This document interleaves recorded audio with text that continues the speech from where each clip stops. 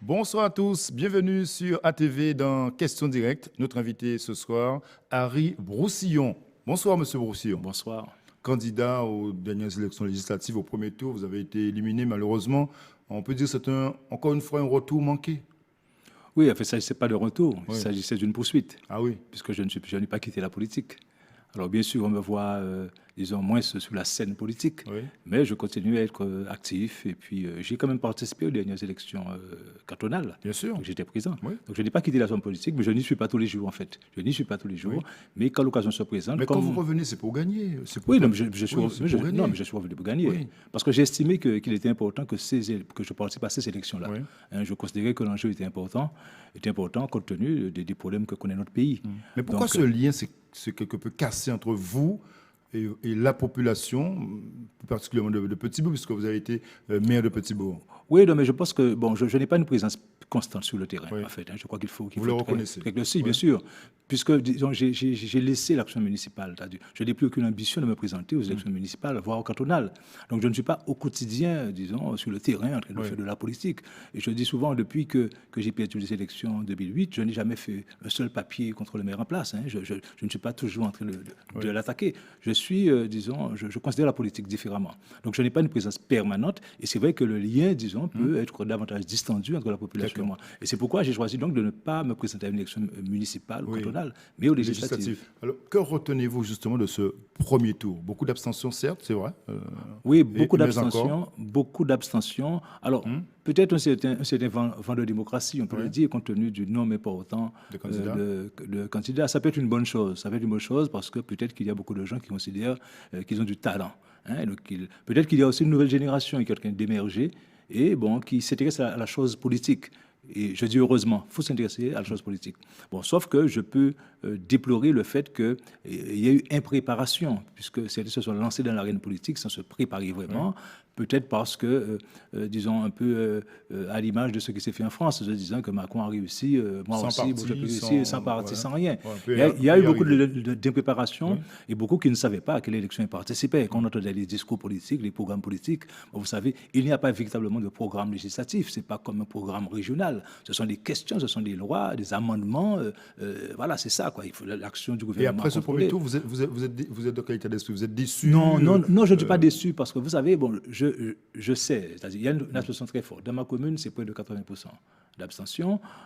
Je sais aussi que on n'a pas l'habitude de me voir sur ce terrain-là. C'est-à-dire, disons, la sensibilité politique à laquelle j'appartiens, c'est toujours désintéressé des élections législatives. Et je n'ai pas eu les soutiens de mes amis non plus, que ce soit au Lamentin ou à Bémaro ou à Déé, qui considéraient, mais qu'est-ce qu'il arrive à faire là? Ce n'est pas une élection qui devrait l'intéresser. Donc, je n'ai pas eu, disons, ces soutiens-là, sauf qu'ils n'ont pas été, ils ont été corrects. C'est-à-dire que j'ai été prévenu, on me l'a dit. On me l'a dit. Clairement. On me l'a dit très clairement, Harry, je ne serai pas avec toi. Mais je me suis dit qu'il fallait que je fasse entendre ma voix. Et donc, non, je ne suis pas déçu. Et après ce résultat, deux qualifiés, vous le savez, Nestor Luce et Max Mathiazin, est-ce que vous, Harry Broussillon, vous allez prendre une position tranchée avant le second tour? Non, je pense que je vais laisser les électeurs choisir. Je pense que ni l'un ni l'autre.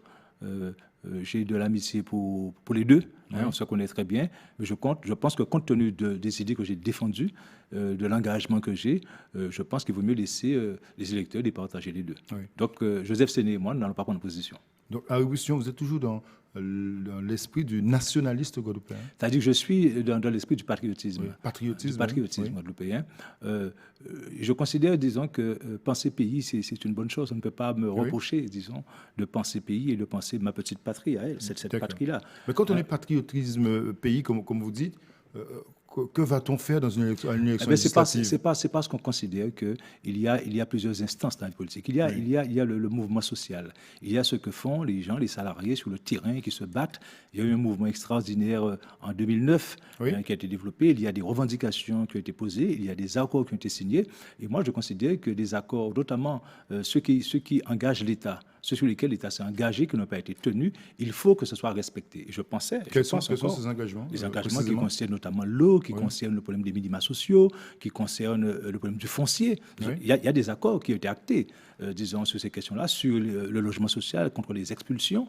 Bon, l'État s'est engagé. Et l'État doit donc, disons, respecter ses engagements. Et ce discours-là, vous n'avez pas entendu dans la campagne? Dans la campagne, non. À travers les candidats? Non, moi, j'ai tenu le discours, disons, à 3 niveaux. Oui. Le premier, c'est de dire qu'il faut que le président de la République, Emmanuel Macron, qui a pris des engagements vis-à-vis de la Guadeloupe, si ces engagements-là vont dans le sens du pays, il faut que les parlementaires qui sont là, disons, fassent en sorte qu'ils tiennent à ces engagements. Okay? Le deuxième niveau, c'est ce qui concerne la quotidienneté des gens. C'est-à-dire, ce sont les accords de 2009, en fait, qui embrassent tout ça. Oui. Et le troisième niveau, c'est tout ce qui concerne ce qui bloque le développement du pays. Par exemple, la question de la production locale, notamment agricole, qui est concurrencée par les produits agricoles qui viennent de l'extérieur. Donc, le problème de la taxation des importations. Le problème également de l'imposition locale, de l'impôt local. Vous savez, le Conseil général et le Conseil régional ont des budgets qui sont ce qu'ils sont. Mais sauf qu'ils sont insuffisants pour permettre un véritable développement du pays.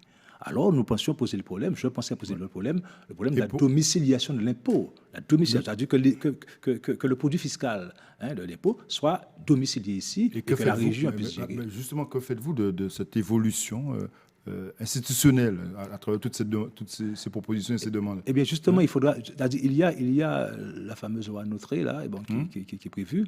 Bon, je pense que la question institutionnelle est une question pendante. Elle est là, et toutes les questions que je pose heurtent la question institutionnelle. Oui, bien sûr. D'emblée, oui.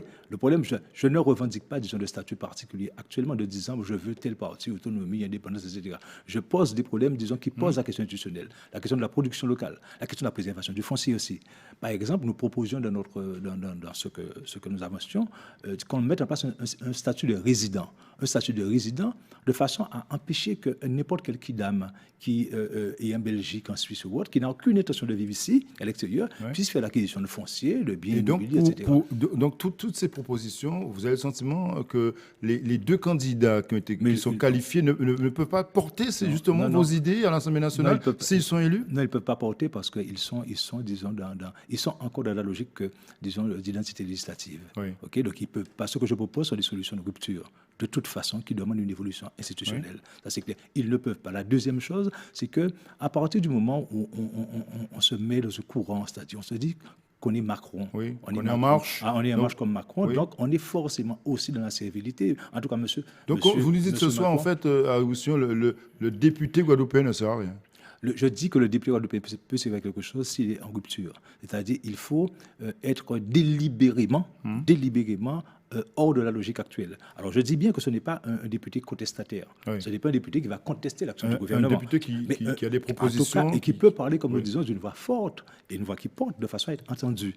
Parfait. Vous allez revenir à Roussillon? Revenir où? Aux élections, je pense que c'était la dernière séance. Je pense que je l'ai dit très clairement, les élections locales, municipales ou cantonales ne m'intéressent plus. D'accord. Je l'ai dit. Mais il y a d'autres élections. Oui. Il y a d'autres élections, peut-être qu'on me verra. Mais je crois que cette fois-ci, ce sera beaucoup mieux préparé et avec, disons, un lionnage sur l'ensemble de la Guadeloupe et ce sera peut-être plus porteur. Mais en tout cas, je reste au combat. Merci beaucoup, Harry Roussillon, d'être venu ce soir sur ATV Guadeloupe. Merci de nous avoir suivis chez vous. Bonne soirée sur ATV. À demain.